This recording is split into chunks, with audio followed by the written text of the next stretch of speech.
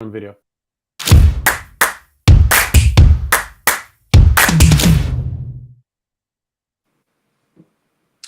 So, hi, thank you for being here. My name is Matt Perez, and I'm with Niel Magsombol today. And Neil is transformation architect and agile coach. And we're going to be talking about this thing that we always talk about, which is what are the major problems in corporate America, and what are people doing about it? And Neil is, among other things, just wrote a book, and is doing that about it, and called Your Future. And you'll get the reference here at the bottom at some point. So Neil, why don't you go ahead and introduce yourself and say a few things about yourself. Yeah, hello. Thank you, gentlemen, for having me. Really appreciate it. Very excited to be here. Um, as mentioned, I am a transformation architect. I have worked with many Fortune 500 companies. I've worked with companies in manufacturing. I've worked with them in biotech. I've worked with them in insurance and finance and some of the biggest consulting companies in the world. And I had a chance to, you know, be with several different companies, help them implement better ways of working, more agile, lean agile ways of doing things to help keep up with the ever-growing pace of technology and digital things that are coming out there. On the side note, I'm also a martial artist, and that's kind of where I got my philosophy and some of the stuff that we'll talk about today. Great. So if you promise not to hurt us, so so the first question is, um, what's the problem that you see? And you're obviously running into a lot of problems with that companies have, and help them transform to a more agile, more faster way of doing things. But what's around that? What is causing that problem to happen? Yeah, so great question. As mentioned, I'm a martial artist, and Bruce Lee, when he came on the scene, he had noticed several different martial arts. He trained and studied many martial arts from all over the world, not just Asian martial arts, but martial arts from Europe and all over. And the thing that he noticed about some of them, not all of them, but some of them, what he noticed was a lot of them had become overly stylized and very rigid, and consequently they were not as practical as they could be, and he called it the classical mess. He said this is a classical mess. It's just a bundle of routine, ideas, and tradition. When they act, they are translating every living moment in terms of the old. What I've noticed when I've went to different companies, as mentioned, I've went to many different industries, companies in many different industries, and what I've noticed is they have a lot of similar problems. Well, why is that? Even though their prime product is different, even though one may have an insurance product, another one may have a 50-ton piece of machinery, another one may have, a pharmaceutical product, right? Why do they all have somewhat similar problems? Well, Dr. Gary Hamel, he's a professor at the London School of Business. He's probably one of the most reprinted authors in the Harvard Business Review. He's got several great books. Um, he had an article in the Harvard Business Review called Moonshots for Management, and he talked about things like workflow design, annual budgeting, return on investment analysis, product management, project management, divisionalization, brand management. All these things that, when you go to a large company, these are going to be very familiar to you. These and a bunch of other of these tools and practices, they've been around since 1900s. As a matter of fact, the foundations of modern management were actually laid by people like Daniel McCollum, Frederick Taylor, Henry Ford. All of these people were born before the end of the American Civil War in 1865. So if you think about, for example, the assembly line, right? Henry Ford he really optimized the assembly line. One of his famous statements is, "You can have any color you want as long as it's black." Right? And the whole idea was that we want to reduce variability. We want to make things, mass produce it, and the more we can mass produce it the same way, the more we can get return on investment and things like that. We wanted to really optimize for efficiency, which makes sense. At the same time, it really kind of, it made the assembly line like very, very sequential and linear. And as we've learned, life is not linear. Far from it. Well, Right. it makes it quite rigid as well, right? Which life also isn't, right? Absolutely. When you think about it, and again, I worked in manufacturing, and I'm a big believer in manufacturing. I think what you want to do is, you think, if I get these inputs, I will definitely get these outputs. But again, life is not linear. It's not. It just doesn't work that way. Life is not a machine, right? Can you guys hear me? Yeah. Yeah, we can hear you. Yeah, I said life is not a machine, and that's a big part of that system, that it treated everything like a machine. Yeah. Are you guys? Can you guys hear me? Okay. I'm sorry. I think somebody is doing something upstairs. I apologize. See, life is not linear. I wasn't Yeah. expecting somebody to turn on the vacuum up there. So, at any rate, I think the thing is that we're now, instead of looking at an assembly line, we're looking at knowledge workers. We're looking at, not. I mean, a lot of those things on the assembly line, they're getting replaced by robotics, right? Um, Things are getting, a lot of repeatable processes. We're starting to automate those, and you don't have the human element in there.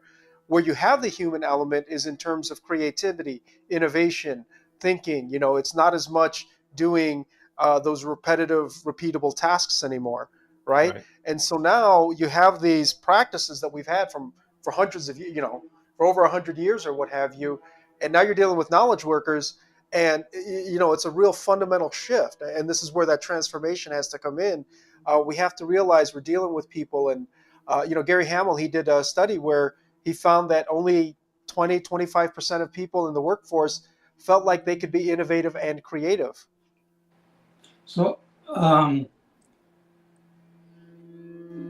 what do you think is the source of that? I mean, it sounds to me like you're saying these guys are operating according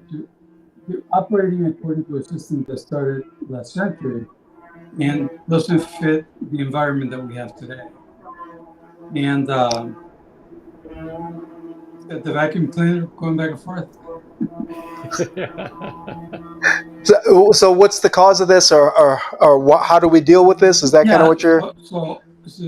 There's all these weaknesses and stuff like that, and there's people that want to be creative and all those things that you mentioned, and the stuff in the middle is the hierarchy. Is the man on the top and the light bulb effect, the interrogation light effect, that kind of pyramid.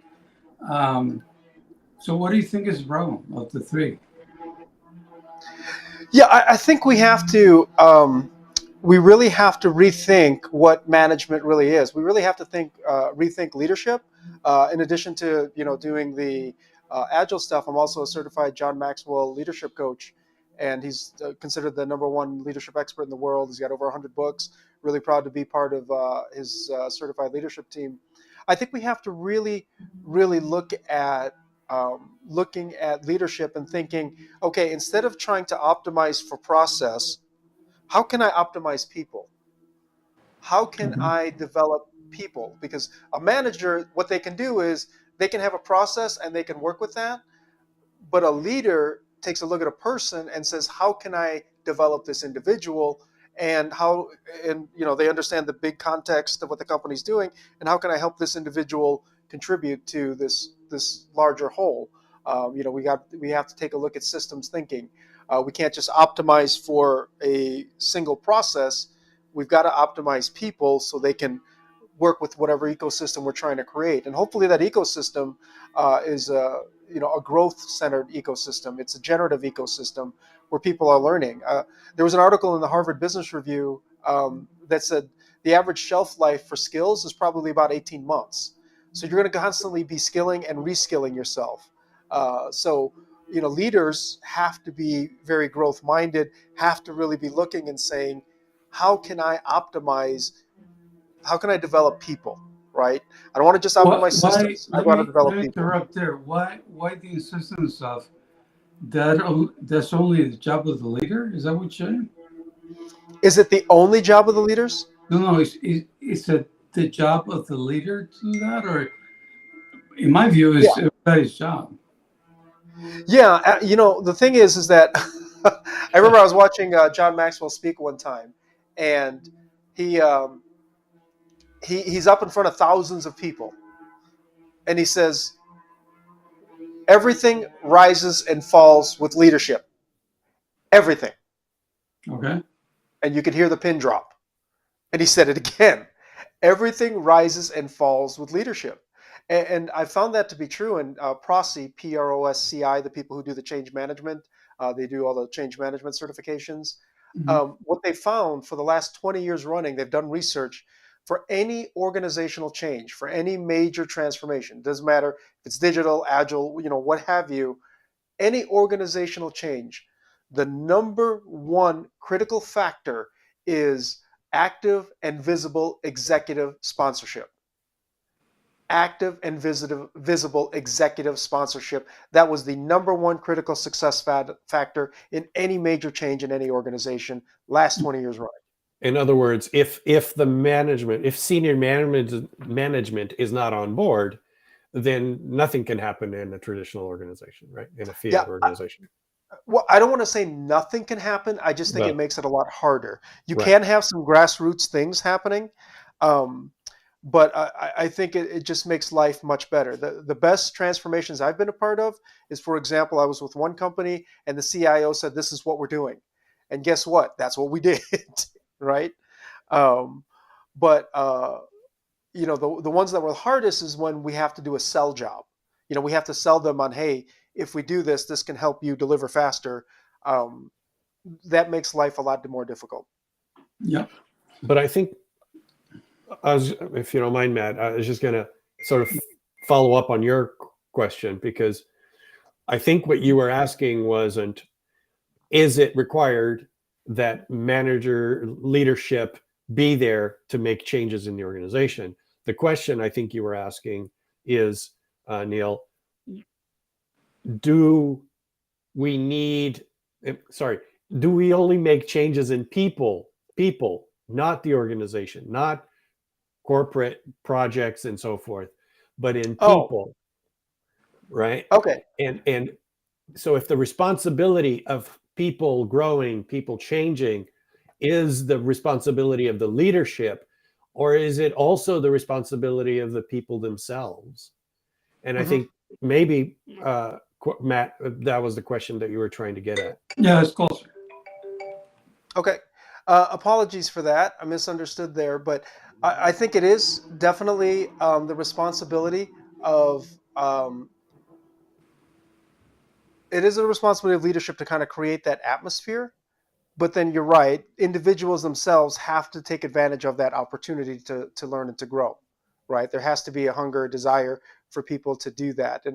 And again, going back to a John Maxwell quote, he talks about the law of magnetism. You tend to draw who you are, right? So if you're a leader that's very hungry, that's all about growth and development, you'll tend to attract those type of people to your organization. Um, so, he has a great quote that if you go to a leader and you say you want people who are dedicated, hardworking, very focused, etc. The first question is, well, are you that way? So, Mhm. So your comment about leadership leads me to ask the question, how do you see agile within that context? Because agile is very much about it, individuals feeling empowered and being able to do things themselves. What's the relationship between an agile environment and mhm. top-down type execution? Yeah, that is a great question there.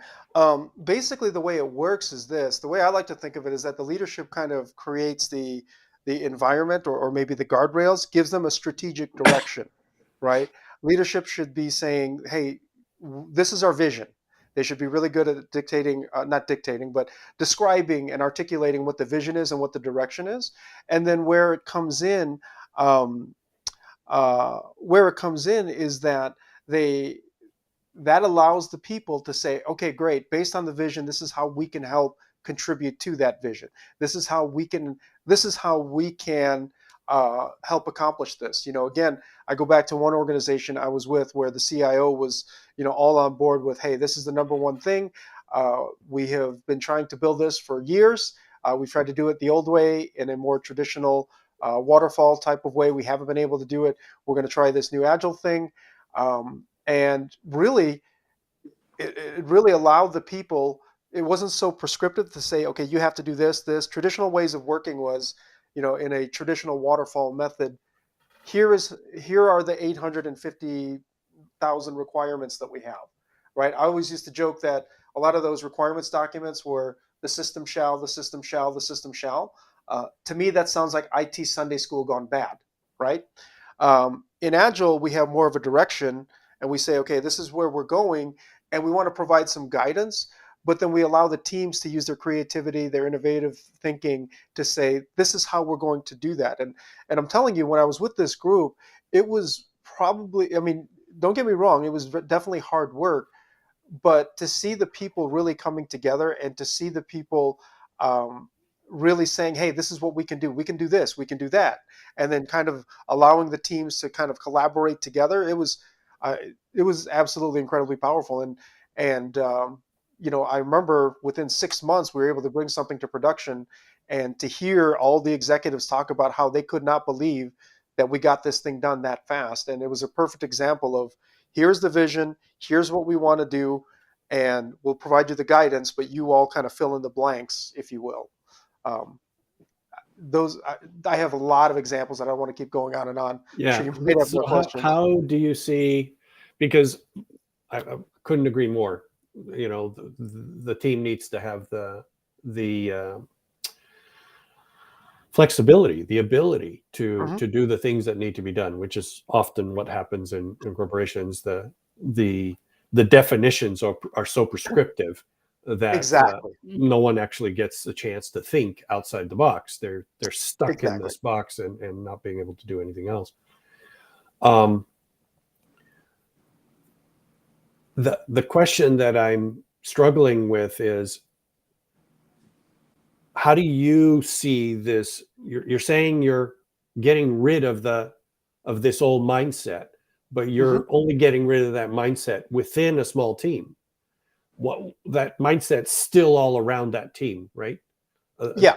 The leadership still has that old mindset. Other departments still have that old mindset, because in most cases, Agile is only operating in a small team. Yeah. Do you see that Agile is going to get out to the sides of these small teams and push up into leadership as well, or do you think it's just Agile is a solution for a small problem, not redoing the organizational structure? Yeah. So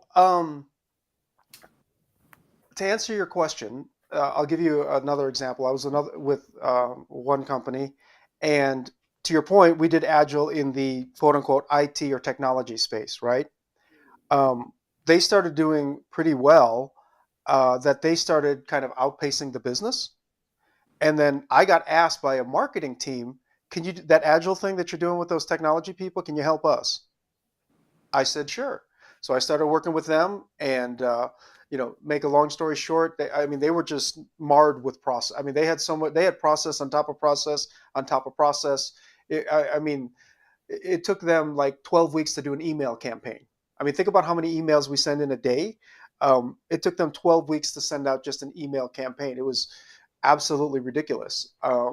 So one of the things, to make a long story short, one of the things we did is just kind of get that cross-functional team where instead of trying to do all these handoffs, we put this cross-functional team together, and they started doing some amazing things.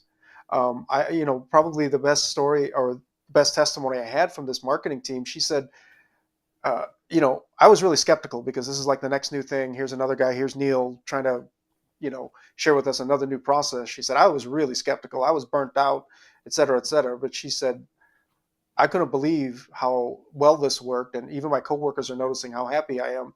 I feel like I have hope now. And that success got me to where people in operations, not IT operations, but like the non-IT side of operations, they said, "Well, can you help us?" I said, "Sure." So I worked with them. They started doing pretty well. Then the non-IT side of product, I'm talking the actuarians, I'm talking legal folks, people who wrote contracts, all of those different people said, "Can you help us?" I said, "Well, sure." And John Cotter talks about you have to generate these quick wins. John Cotter, he's a really foremost uh, expert when it comes to change, and he talks about getting those quick wins, and that basically kind of buys you equity so that I can buy the other parts of the organization. So by the time I got done, not only did we have almost 1,000 people working in IT and Agile, but then marketing, operations, and then the non-IT of product development, they couldn't believe how well this worked.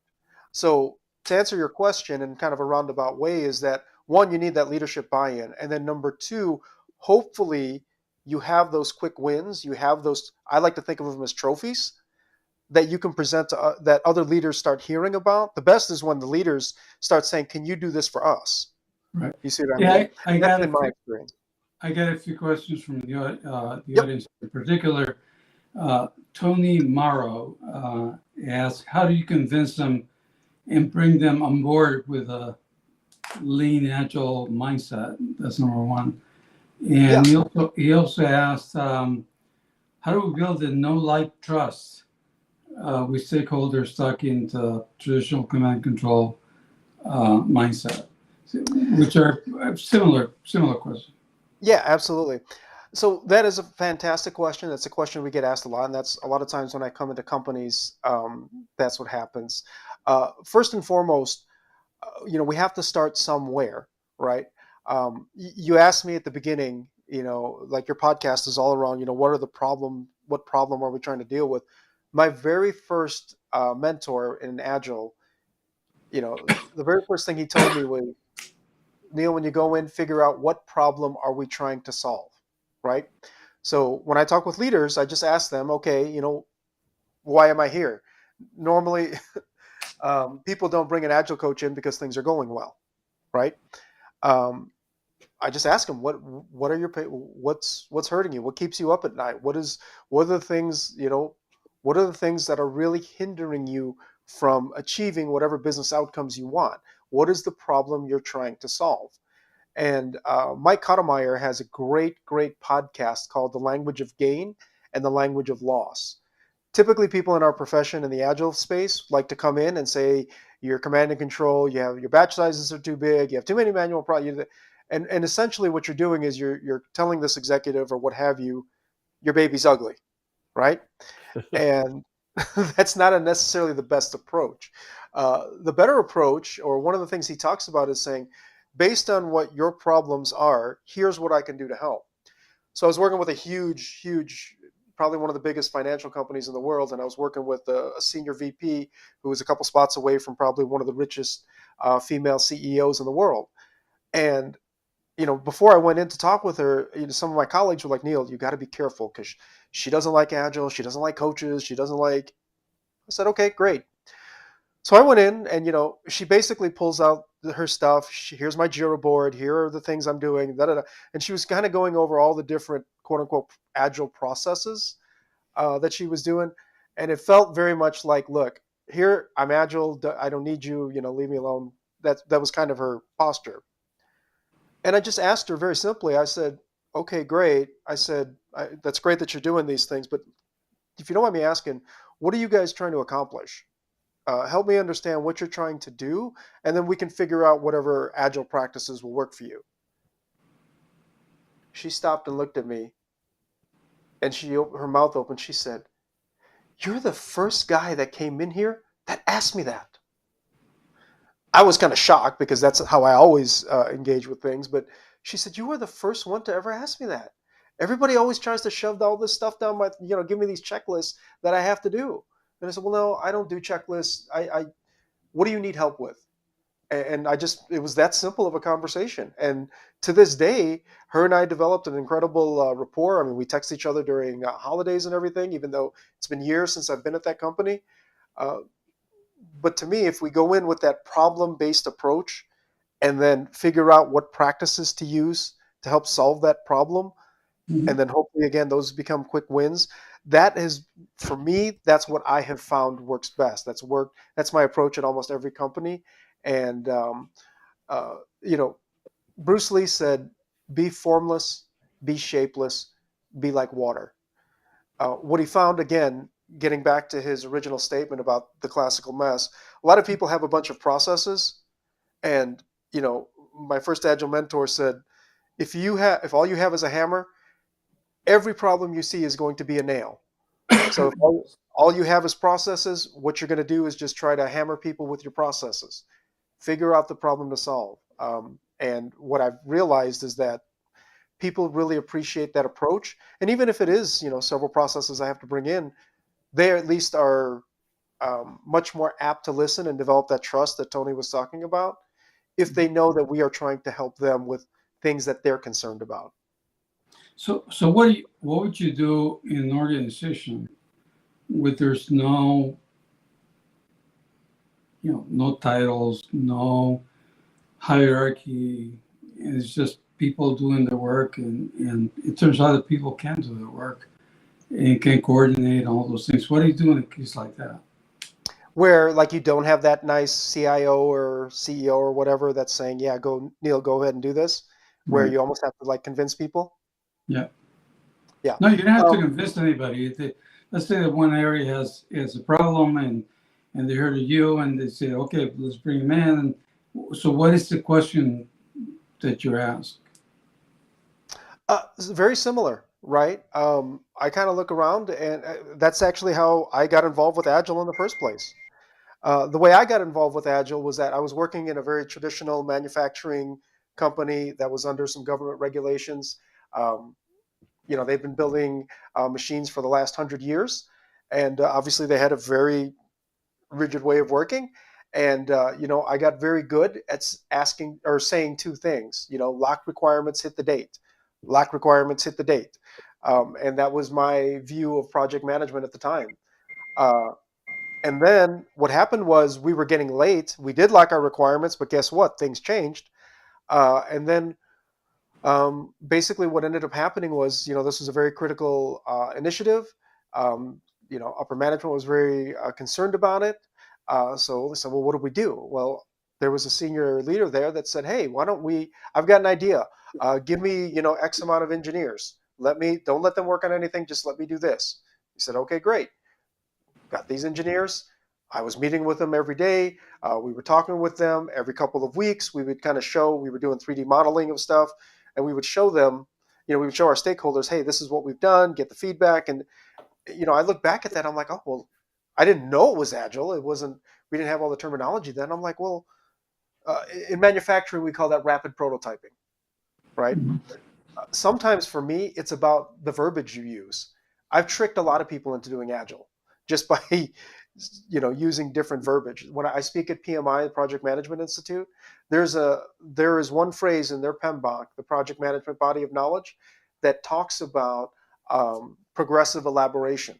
They know that you may not be able to plan everything all at once. It may be progressive, and they call it rolling wave planning. So I just use that, rapid prototyping, rolling wave planning, whatever. And basically you start seeing the results. And again, those results, hopefully that gives you that ammunition or that equity you can use to start, trying to broaden it out. That's most of the places I've been. If I've had to do it bottoms up, that's basically what happens. Start with a small area, get some results. I work with a colleague where they literally, and I'm not joking, literally had something like 800% increase in productivity. It was so dramatic. They actually had to lie about it and say it was like, 100% increase in productivity because they didn't think management would believe 800%. All right. I think we're coming up against time here, And okay. thank you very much for your time and energy. Really appreciate it. Next week, we're going to have Jean-Claude Arton. There you go. Claude Arton, and it's Jean-Claude Arton, and he's the founder and CEO of Fortuit, and of Fortuit, and I don't. We'll be talking about similar things, and looking forward to that as well. Thank you very much, Niel, for your time. And Thank you, gentlemen. yeah. Thank you, Neil.